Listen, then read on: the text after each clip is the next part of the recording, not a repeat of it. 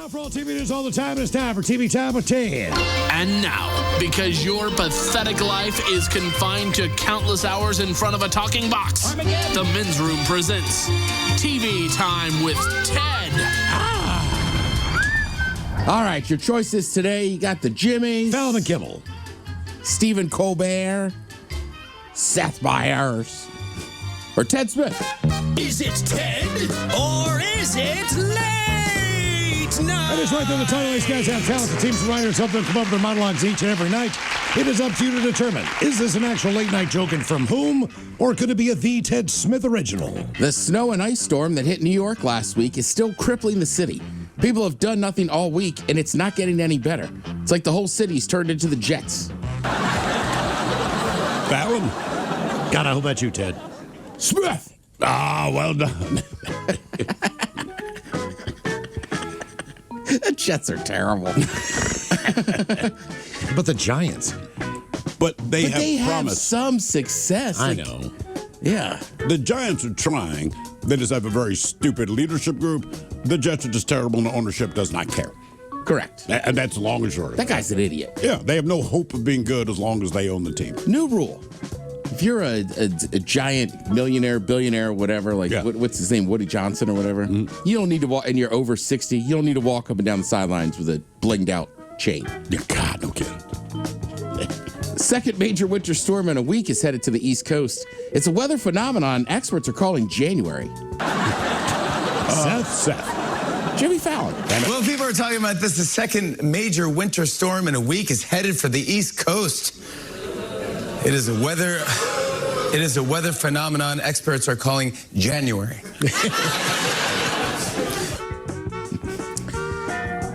Last week it was winter storm called Fern. This week it's a bomb cyclone. You know, Winter Storm Fern is asking, like, why do you get to be a bomb cyclone and I just get to be Winter Storm Fern? Colbert. Yeah, Colbert. Fallon again. Last week it was Winter Storm Fern, and now it's bomb cyclone. Right now, Winter Storm Fern is like, how come you get to be a bomb cyclone? I got to be Winter Storm Fern. I want to order that drink. Bomb cyclone. Oh, yeah. No, Fern. I never should have ordered that bomb cyclone last night. The bartender asked you, do you have plans tomorrow? The footwear brand Birkenstock this week unveiled a new bridal collection which features 6 sandals made with higher quality material. And for the groom, just kidding, there's no groom.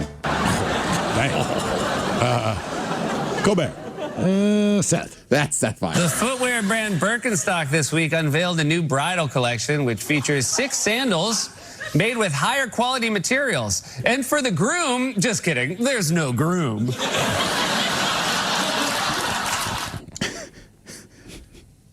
I'm sure there's people that have already gotten married in Birkenstocks. Oh, I'm sure. Oh, yeah. Yeah, on the beach or whatever. Sure. Not even on the beach, just in general. Yeah, I just don't know that they need to make a specific footwear for it. For brides, yes. Sadly, Thrill brought it up for the shot of the day, but Catherine O Hara, famous actress, you would know her like we were saying, right? Home Alone, Second City, what? Best in Schitt's Creek, Best in Show, Creek. Mighty Wind. Then she lent her voice to a couple different Beetlejuice. animated things. Right, Beetlejuice, you name it, man.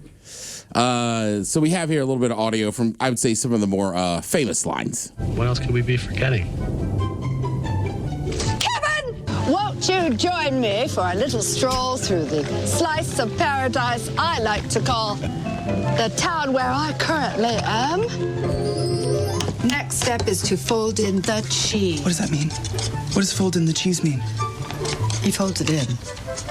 I understand that, but how do you fold it? David, I cannot show you everything. Okay, well, can you show me one thing? Open this door, you dead people, or we'll bust it down and we'll drag you out by the ropes you hanged yourself with.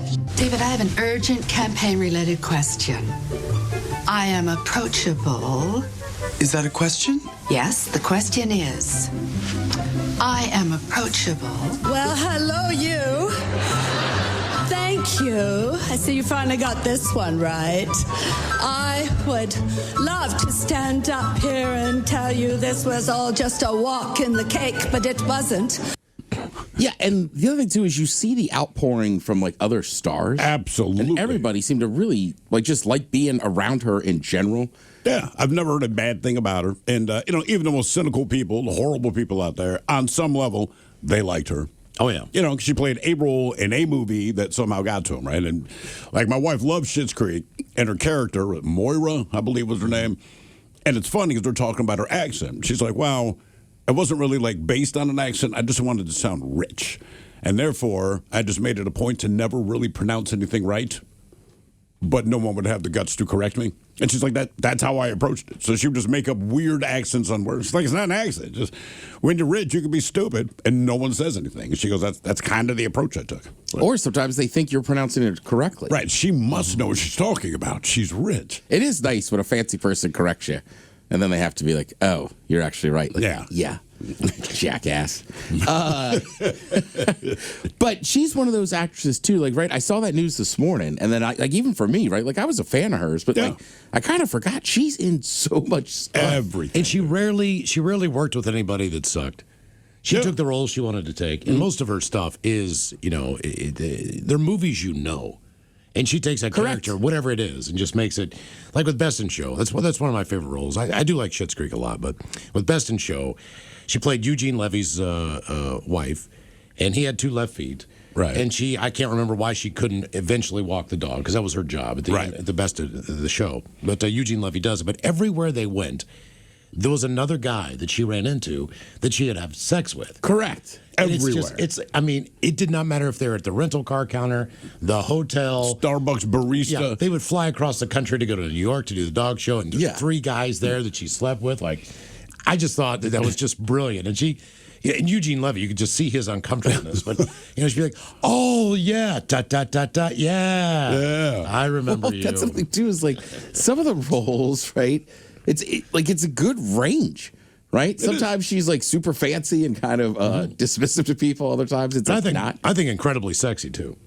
In her own weird way. Yeah, when she was younger, she was just absolutely a smoke show. Yeah, and I think that's one of those people, obviously, and I think it's awesome that her and Macaulay Culkin stayed super tight. Sure. I think it's also one of those people where it's like, if you know her, obviously, terrible, sad. It's sad for everybody. But I would also say somebody like her, like, I don't know, this weekend, watch one of her funny movies. Right. You have your choice of 1,000 of them. And only 71. I just expect people to last a little bit longer than that. Yeah. You would hope. You would hope.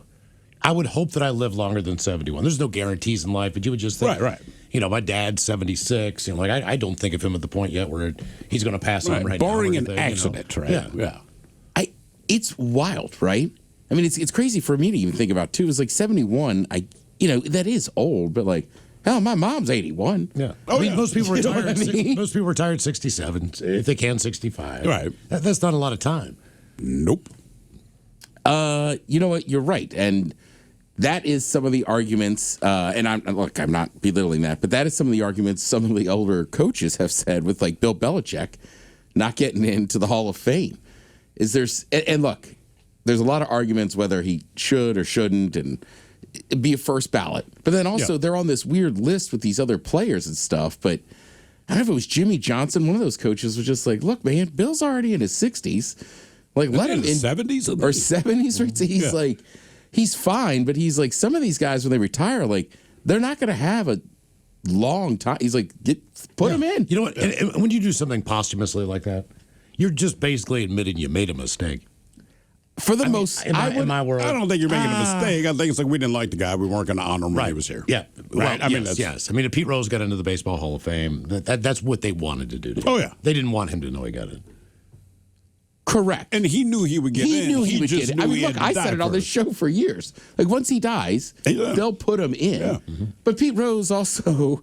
He did bad things. He did bad things, and he lied to everybody and treated everybody like they were dumb. And it's not even about doing bad things. It's about the integrity of the game specifically. Right? And Bill Belichick, not my favorite human being on earth, but... Dude won 6 Super Bowls. Like, sorry, man. If he's not a first ballot Hall of Famer, I do not know what you guys are doing, but you're not qualified to make those decisions. Right. So going back to the age thing, I thought it was just a good point, too. It's like, well, yeah, you want to be able to enjoy it and this and that. And look, there's Hall of Fames for a lot of stuff, but for athletes, for coaches, and they that's a massive deal. Of course. Because, the Academy Awards, once a year, you'll be recognized. And if you're one of those people who was never quite good enough to get an Oscar or an Emmy before you die, when you're getting up there in age, we'll give the lifetime achievement, right? Right. Yeah. Like, critically speaking, you've never done anything that we were going to reward, but your longevity and your contributions, we do recognize that. So it's like, all right, even that's pretty cool. Yeah. And not only 6 Super Bowls, but you got to remember, he had 2 more as a defensive coordinator with the Giants under Bill Parcells. So when you look at his rings, he's got 8 of them. Oh, those are just the ones he won. Right. Speaking of Lifetime Achievement Awards, and I get why my brother said it to me, but when I graduated at Tabatha, right? All right. Like, they obviously give out a ton of awards, right? For the super smart kids, right? Like, always them. Always the smart kids. Yeah, some kids, did this or that, some achievement, and then me and 3 other buddies won this award, and we were like, hell yeah. I mean, my brother was like, they basically just gave you, it's like, what is this, the We Like These Guys award? So what? Yeah. What's wrong with that? But you're right. What's wrong with that? I was like, look, those teachers are smart. Like, me and a couple of the other guys that won this award, like, we weren't going to be head of the class. Right. It's better than being But we like it. The head turd. Sure. Yeah. So you're right. I think there is definitely awards like that where it's like, and credit to the NFL We appreciate Hall of you Fame. being here, yeah. I think they need to open it up a little bit too, because there is the contributors, and I think a lot of those dudes could do great stuff for the game. Yeah, absolutely. You know what I mean? Steve Sable. NFL Films guy, yeah. Yeah. And like that guy, I think he's in the Hall of Fame, but like He is now, but it took a while. For that them guy to almost do it. made football the way they did that. He kind of did. Right. The way he documented it made you excited about the sport. But even Howard Cosell, so he covered all sports. He covered boxing, obviously, all that. But I mean, as far as what we know to be prime time, and everyone seeing the game, that was Monday Night Football. Correct. And he was the beginning of that institution. And I don't know, somebody like him, I think you should be in the Hall of Fame. Yeah. Well, and it's a tough line too, right? Like Belichick, the other thing too is like he treated like the reporters with disdain. Sure. Right? And it's like, look, I don't blame some of those guys. And I get it, right? Like not all these coaches like doing that stuff, but also if you don't have those reporters and you don't have media making that game bigger and giving you all the storylines, like it wouldn't be as big of a product. It wouldn't be. And I get both sides, but like he didn't like it. And you and I always have this argument. I'm like, stop asking stupid questions. You might get better responses. That's neither here nor there. But in the end, it's like, look, it's Hall of Fame. Like I said, I don't like the guy either, but god damn. No, he deserves 6 to be. freaking Super Bowls, man. Jesus. So that's the other theory I've heard is that some of the voters were like, it doesn't matter. He'll get it. Everybody else is going to vote. He'll get there. Right. I mean, but then they all say that like, oops. Correct. So who knows? It's a whole thing, but let them do what they're going to do. All right. Now I won't lie to you. This weekend's a little odd.